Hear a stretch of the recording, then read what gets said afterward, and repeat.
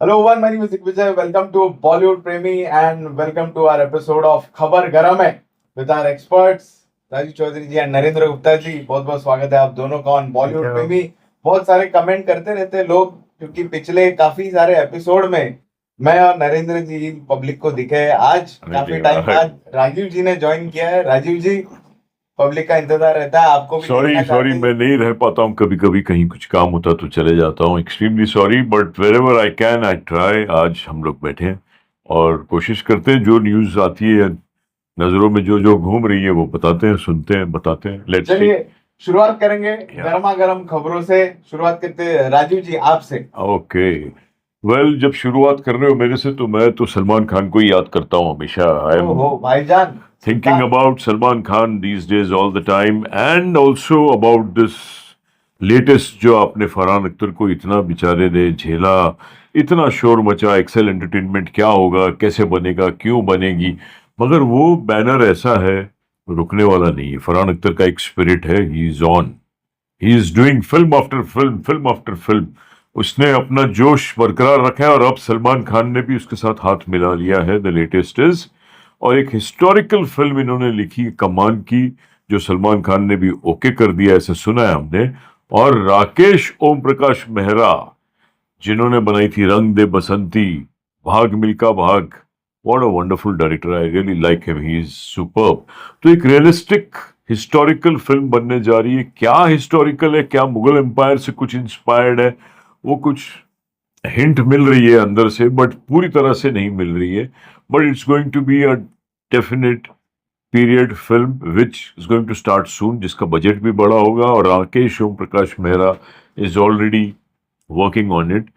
तो सलमान खान को आप बहुत देखने वाले आने वाले दिनों में. मातृभूमि एक आ रही है, फिर उसके बाद और दिल राजू की फिल्म. फिर ये तो सलमान खान अचानक एक्टिव हो गया है, which is good sign, and he started looking very good. Salman भाई को मैं ये बोलना चाहूंगा, वो जो नया लुक आया है, थोड़ा baldy, is making you look young, dynamic and naturally. वो मैंने प्यार का की लुक तो हम हमेशा याद करते हैं, जो हम फर्स्ट टाइम मिले थे राजश्री प्रोडक्शन में. बट ये look also is a successful look. It will click and I have got lot of hopes on all the films. मतलब सलमान खान को ये टकला ही रहना चाहिए. अरे नहीं यार, ये हर बार ही wants to throw an egg. अंडा मैं फेंक दूं. राकेश ओम प्रकाश मेरा किसी हिट पिक्चर है बोल दिया. फ्लॉप में हिट पिक्चर इतनी बड़ी है.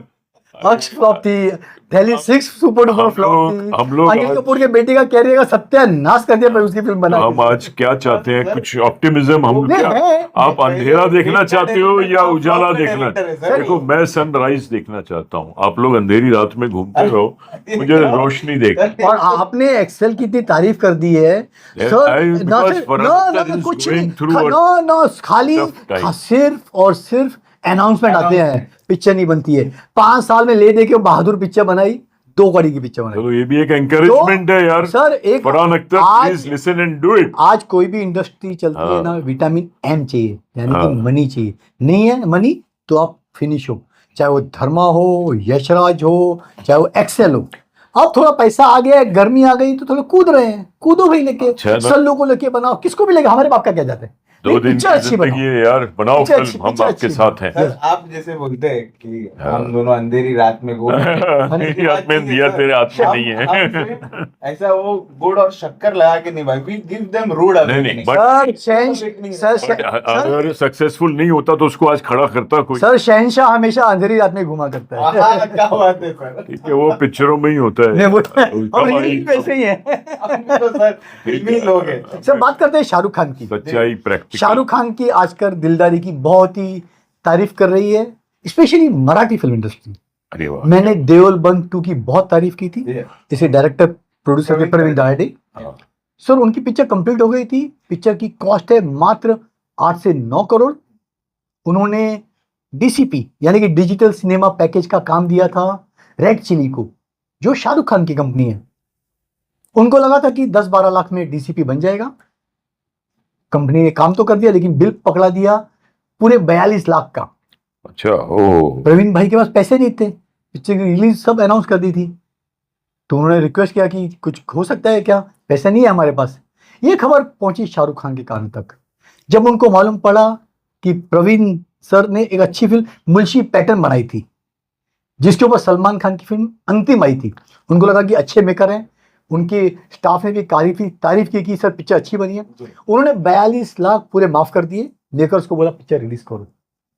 शाहरुख खान रियल किंग निकला। बादशाह को हमारी बहुत बहुत शुभकामनाएं कि ऐसे ही जो छोटे मोटे मेकर्स है बेचारे, जो कई सारी फाइनेंशियल डिफिकल्टी से गुजरते हैं रिलीज के टाइम पे, प्रोडक्शन के टाइम पे, उनकी समय समय मदद कीजिए।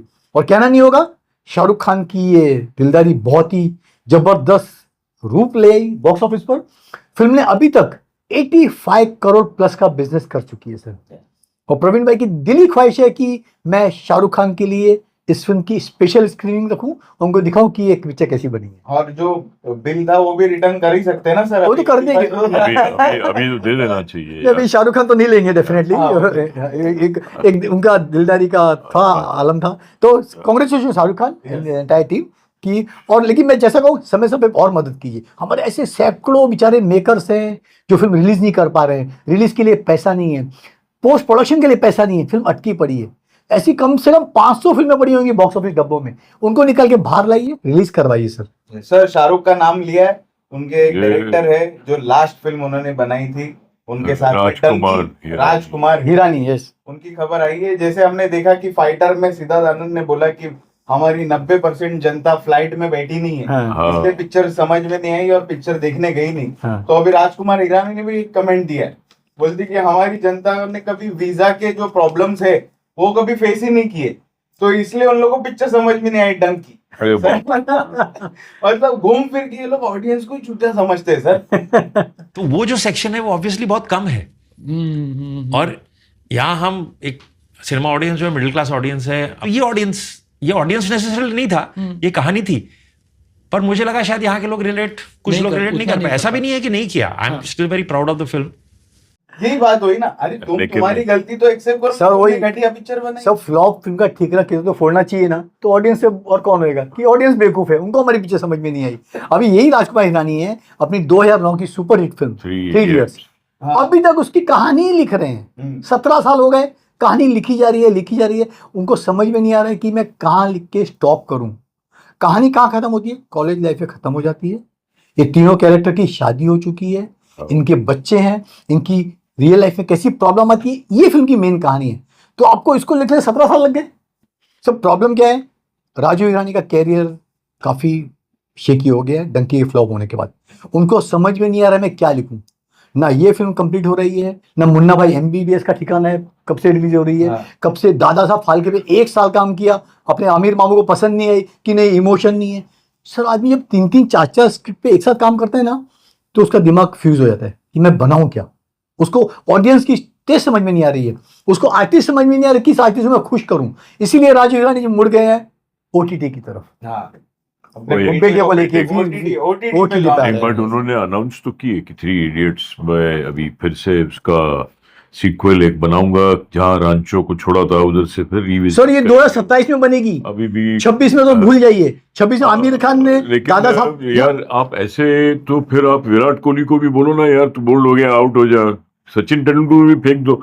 एक फिल्म अगर कहीं नहीं चली तो उसकी सारी फिल्मों को उठा के आपने कालक पोत दिया। लेकिन ऑडियंस मैं डंकी की बात कर रहा हूँ। फिल्म मेकर है यार, मेहनत की अगले ने, उसको प्रोत्साहन बढ़ाओ, let him do it. Sir एक हर आदमी का बेस्ट समय आता है, उसके बेस्ट के बाद उसको लगता है कि कुछ नहीं। आप डेविड धवन देख लीजिए, आप सुभाष घई देख लीजिए, आप राजकुमार संतोषी, ऐसे कितने सारे मेकर्स हैं। आप सूरज बड़जात्या जी को देख लीजिए। सर एक बेस्ट पीरियड आता है ना, सूरज बड़जात्या जी की हम भी देख लेंगे और शर्वरी वाक के साथ बढ़िया देखेंगे, वो भी मैं तो ऑप्टिमिस्टिक हूँ। मैं नहीं किसी को इस तरह गिरने दूंगा, क्योंकि उस आदमी ने प्रूव किया है, जिसने सेंचुरीज मारी है। अगर वो एक बार 50 रन पे आउट हो गया तो उसका ये मतलब नहीं कि हम उसको उठा के बाहर टीम से फेंक देंगे। लेकिन मेक अ फिल्म, वो फिल्म ही नहीं बनाएगा ऐसे यार। आप अगर किसी का ऐसे मोरल गिराओगे तो फिल्म ही नहीं सर कोई बनाएगा ही नहीं। हमारे पास कुछ तो मेकर्स बचे हैं। सर फील्डर वहां पे क्यों था, इसलिए वो कहीं कुछ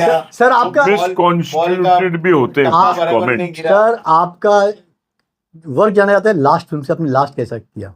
जब आप खुद कंफ्यूज हो कि मैं क्या बनाऊं, तो आपकी मेंटल स्थिति समझ में आती है। डंकी ने आपको बुरी तरह शेक कर दिया है। शाहरुख खान के साथ लेके किंग खान को बड़ी फिल्म की उम्मीद थी, 1200 करोड़ बिजनेस करेगी, पिक्चर 200 करोड़ भी नहीं कर पाई। तो मतलब रिटायर हो जाना चाहिए। मेरी जबरदस्ती खुद को नहीं, मैं बेस्ट हूं, आप कितनी बार प्रूव करना चाहोगे यार? अरे भाई आपके एक्टर पे आपको कॉन्फिडेंस नहीं है। आमिर खान खुद उसकी दो स्क्रिप्ट को रिजेक्ट कर चुका है, नहीं सर मुझे पसंद नहीं आ रही, ये चेंज करो। मतलब क्या हुआ? तो किसको फिर करना चाहिए? नए बच्चों को? आपको मतलब पिक्चर बनाने जेन जी के डायरेक्टर चाहिए। पिक्चर नहीं चलते तो ऑडियंस को मत गाली दो कि तुम वो आपका पॉइंट चलो ठीक है, अगर वो जेन्युइन है तो।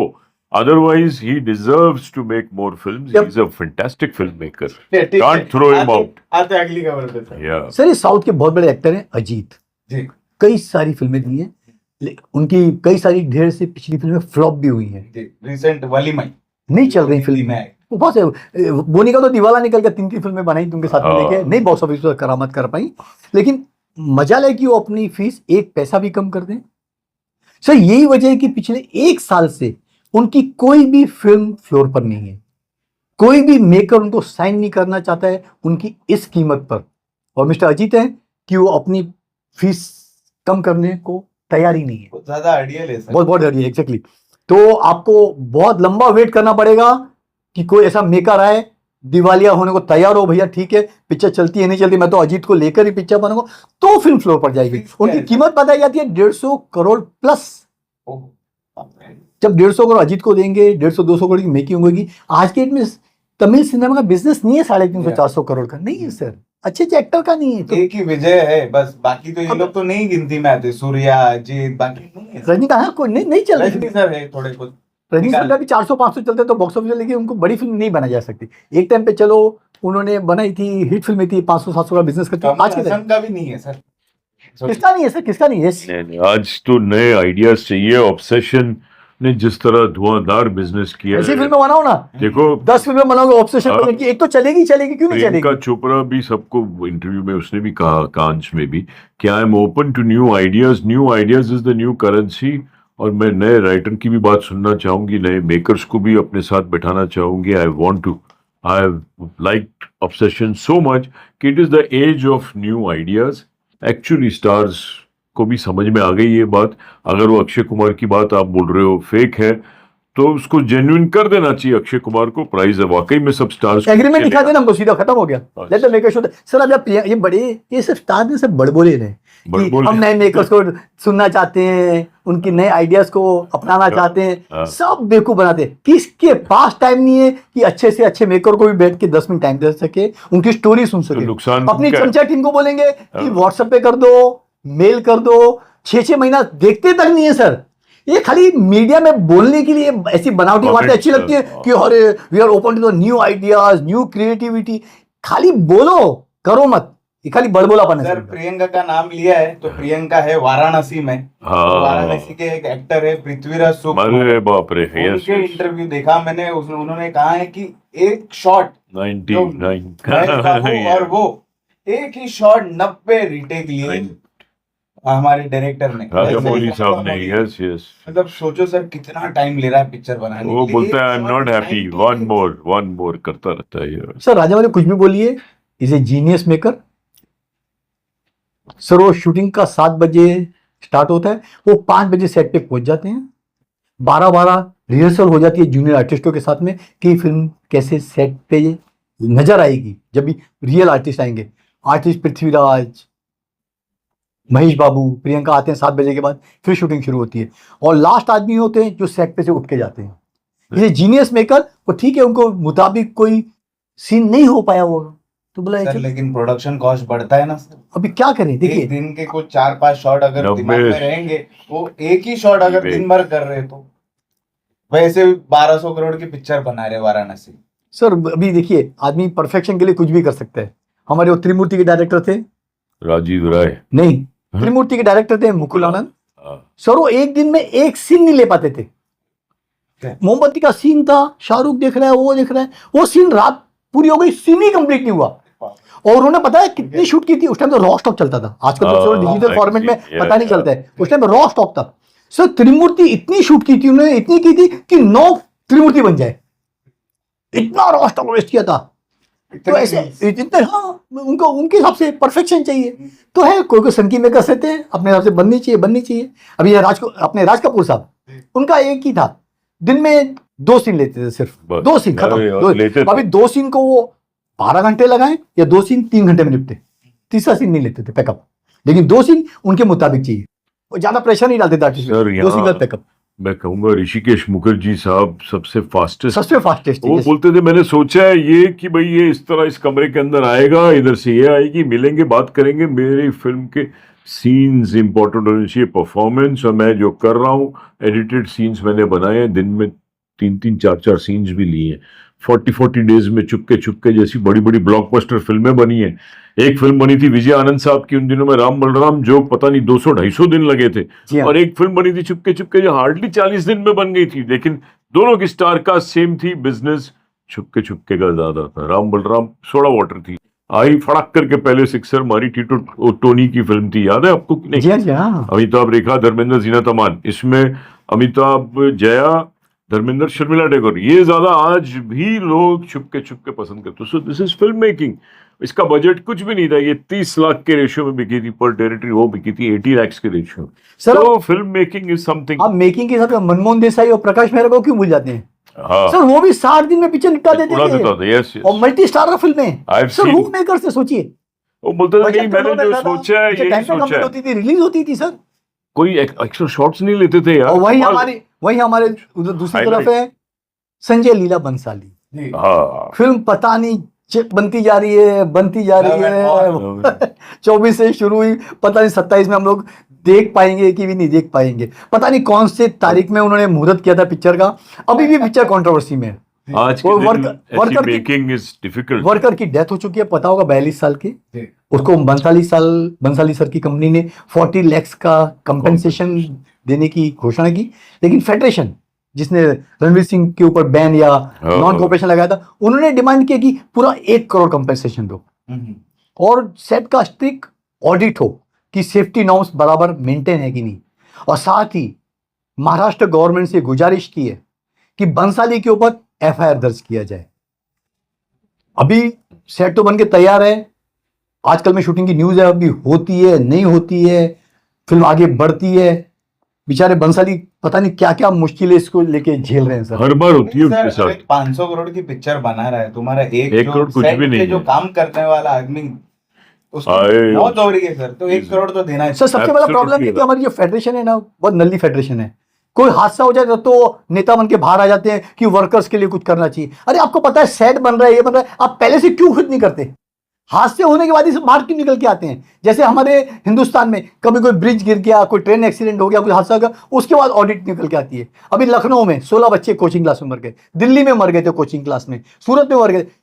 कॉमर्शियल एक्टिविटी कर रहे हो रेसिडेंशियल बिल्डिंग में, वो भी सिटीज के अंदर, कि आलम किस हद तक करप्शन का आप जान सकते हो सर। कोई मिनिस्टर को ट्रेन में चल के सिखाइए दादर से या चर्चगेट से विरार पहुंचने के लिए। अभी 2 दिन पहले ही एक दर्दनाक हादसा हो गया ट्रेन में, 2 जन में फर्स्ट क्लास में, सोचिए रात के 10:30 बजे एक ने 22 साल के लड़के को मार दिया बेचारे को चाकू से। सोचिए मतलब, और हमारी कितने असंवेदनशील पब्लिक है फर्स्ट क्लास में, रील बना रही है ये। अरे 50 लोग कोई नहीं बेचारे को बचाने के लिए यार। और कहीं तो दूल्हा को धक्का दे दिया जाता है शादी के पहले। हाँ, और 2000 बॉम्बे में 2000 से 5000 से करोड़ ज्यादा का खर्चा किया गवर्नमेंट ने साफ सफाई के लिए। 12 घंटे की बरसात ने पूरे बॉम्बे को जलमग्न कर दिया। जिस सिटी से 40% रेवेन्यू कमाते हो, कुछ तो पब्लिक के लिए करो यार, कुछ तो करो यार।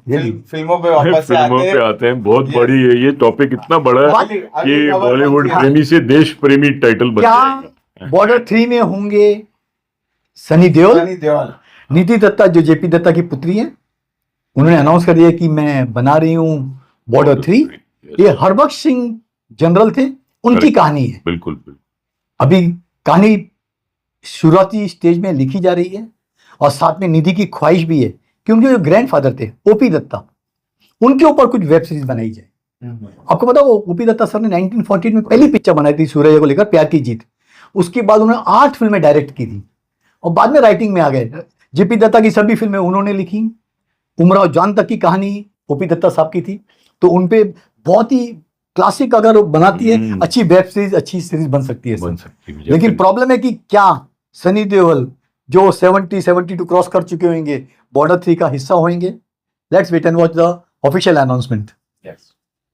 या we also feel that Sunny Deol के बगैर लेकिन फिल्म नहीं लगेगी, वजन गिर जाएगा, किसको लेंगे फिर? सनी देओल ही बॉर्डर के साथ इमीडिएटली मैच हो जाता है, देखते हैं। क्योंकि एक सनी ने ही पिक्चर चलाई है, बाकी 3 तो मजाक तो ये वाली फिल्म Yes, पिक्चर। का फीलिंग ही खत्म हो जाएगी उसके बगैर। Sunny Deol is Border is Sunny Deol according to me for cinema. Exactly. Sir Shankar बहुत ही मशहूर डायरेक्टर हैं, एस शंकर, साउथ के, बड़ी बड़ी फिल्में दी है। लास्ट बाद में तो उनके कैरियर बेचारे का चौपट हो गया, गेम चेंजर और इंडियन 2 और 3 बना के। जी। उनका बेटा एक्टिंग में कदम रख रहा है, अरिजीत शंकर। पिक्चर का नाम है लवर बॉय, उनकी हीरोइन होगी कृति शेट्टी। ये लव स्टोरी है, देखिए। और नया डायरेक्टर है अशोक, जो एटली का असिस्टेंट है। और आपको पता होगा एक समय एटली खुद शंकर के असिस्टेंट थे। Okay. तो ये ट्राई हो गया, देखिए। तो अच्छा होगा कि चलो ठीक है, एटली से कुछ सीख के शंकर, एक गुरु दक्षिणा होती है ना, एटली ने तो नहीं दी, लेकिन उनका जो असिस्टेंट है वो दे पाएगा। Yes. All the best Shankar के बेटे बेटे के को। लिए, यस। लेकिन डैडी के साथ काम मत करना, क्योंकि पिक्चर नहीं समझ में आ रही है उनको क्या बनाना है। बड़े बड़े स्टार को डुबा दिया सब। सर डैडी को लेके मैं बना दूं, कमल हसन की और रजनी सर की पिक्चर फ्लोर पर गई है। हाँ, उसका फर्स्ट लुक लॉन्च हुआ है, उसमें डॉक्टर बने हैं रजनी सर, जो फर्स्ट लुक देखेंगे तो आप शॉक हो जाएंगे। चेंज किलर है एकदम, डॉक्टर किलर, ओहो। जबरदस्त है। शूटिंग अभी ऑफिशियली 25 जून से शुरू होगी। इसमें ब्रेकिंग न्यूज ये है कि एस शंकर, जो मशहूर डायरेक्टर हैं, इस फिल्म में बतौर विलेन एंट्री करने जा रहे हैं। एक्टिंग में आ गए। एक्टिंग में आ गए, जी हाँ। अभी डायरेक्शन का काम तो नहीं है, चलो। पास्ट में एक्टर थे, लेकिन ना if you see his history तो that I don't know. It's okay. I mean a director can always be an actor. जो एक्ट करवा सकता है तो वो एक्टर भी बन सकता है। Wishing all the best. आते अगली खबर। सर संजीव कपूर बहुत बड़े शेफ हैं। हाँ, 1993 में उनका आया था खाना खजाना। जी। जज बनने थे मास्टर शेफ इंडिया सीजन 3 में, देखा होगा आपने। लेकिन सीजन 1 के भी वो जज बनने वाले थे। उन्होंने कंडीशन रख दी मेकर्स के सामने कि अक्षय खन्ना, जो इसमें चीफ गेस्ट हैं, उनसे ₹1 उनकी फीस ज्यादा होनी चाहिए। मेकर्स को मंजूर नहीं हुआ तो उन्होंने वो सीजन छोड़ दिया। अक्षय कुमार। अक्षय कुमार, हाँ। अक्षय कुमार से ₹1 ज्यादा चाहिए, जो अक्षय को फीस नहीं दिया उन्होंने। जो पार्ट सीजन 3 किया, लेकिन उसमें ₹1 अक्षय से ज्यादा लिया जो उनको फीस दी थी। ये अलग बात है कि अक्षय पार्ट सीजन 3 में नहीं आए, तो कैसे संजीव कपूर ने मेकर्स को झुकाया कि नहीं, मेरी जो कीमत है वो एक्टर से, जो चीफ गेस्ट है, उससे कहीं ज्यादा है। पूरा शो ही उसके ऊपर पूरा शेफ से खुद, हाँ, handle होगा ना यस सर, यस। शेफ के इस पे। तो नमक स्वाद अनुसार तो होना चाहिए। तो नमक का स्वाद चखा दिया उन्होंने सर मेकर्स को। अपने सीएम है ना जो तमिलनाडु के विजय थलपति, जी, हाँ। उन्होंने बसें 300 कुछ और डाली तमिलनाडु में, and he has gone with the driver in the bus. और उन्होंने अपने वेबसाइट पे, अपने हर जगह चैनल पे ड्राइवर के साथ पोस्ट करके फोटोएं डाली है और चीयर किया है। बोला बस कंडक्टर को प्रोत्साहन दे, जितने छोटे वर्ग के लोग कर रहे हैं काम, उन सबको आप लोग को चेरिश करना चाहिए।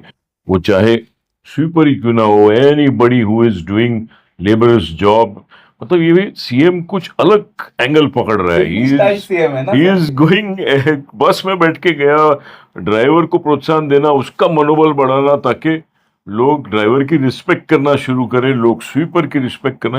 Remarkable, I find him, I mean is different यार फ्रॉम पहले अदर्स। फिल्मों में करता था, अभी Direct में कर रहा है, हाँ। मगर कब तक ये स्टेमिना रहना चाहिए? हाँ। ये नहीं हो कि पहले जोश, हाँ, अभी नया नया जोश है तो बहुत जोरों में नजर आ रहा है। I hope it keeps on.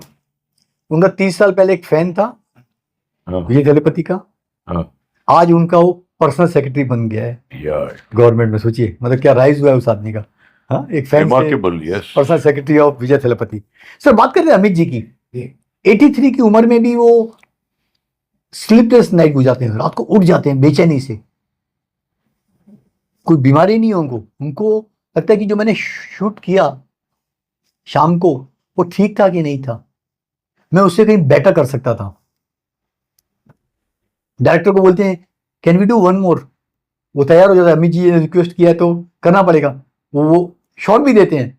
रात को वो सोचते हैं कि जो पहला वाला ठीक था या मैंने दूसरा किया वो ज्यादा बेटर था। तो इसी ख्यालों में अमित जी के बेचारे की नींद उड़ गई है काफी हद तक। ये पुराने मेकर्स की और एक्टर्स की हमेशा ये रही है कि can we have one more. वो कभी नहीं बोलेंगे पिछला सीन खराब था, can we have one more, you can perform more better. कभी ये नहीं कि ये सीन खराब था, चाहे वो प्रकाश मेहरा हो, मनमोहन देसाई हो, ऋषिदा हो, कभी नहीं। मतलब ये बड़प्पन है, मानना पड़ेगा ये। इवन अमित जी का भी, अमित जी शुरू से हाँ, मंजी अमित को जी- बोलते मंजी को बोलते, हाँ, मंजी बोलते थे, अरे यू हैव डन बस- गुड यार, आई डोंट वांट वन, अरे एक और ले ले एक और ले ले, हाँ ले। एग्जैक्टली।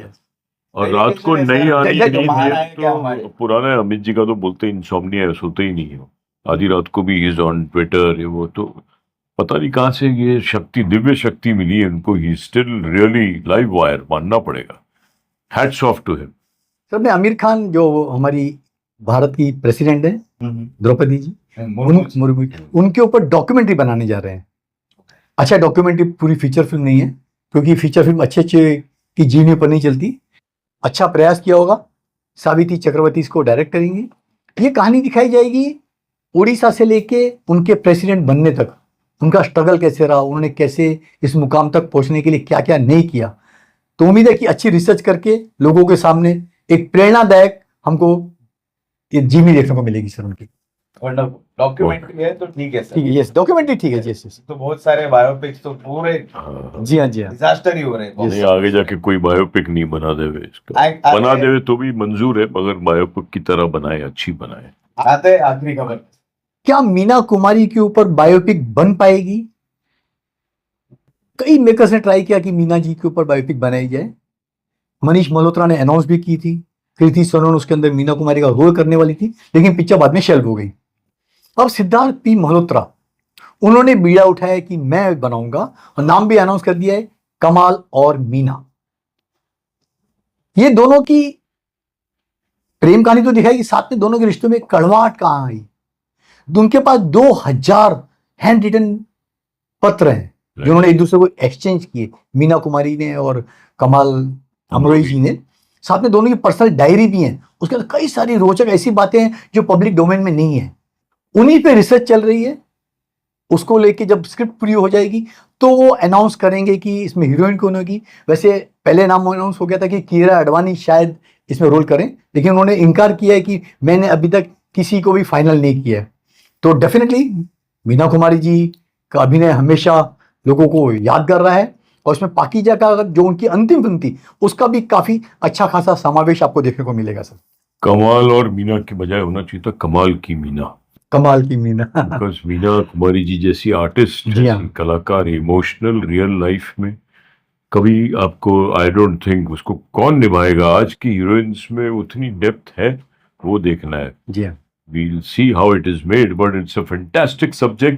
और मीना कुमारी जी was very helpful also. धर्म जी ने हमेशा कहा है, लेट धर्म जी ने, कि उनका करियर को शेप करने में, बनाने में, इंस्पायर करने में मीना कुमारी जी का बहुत बड़ा हाथ था।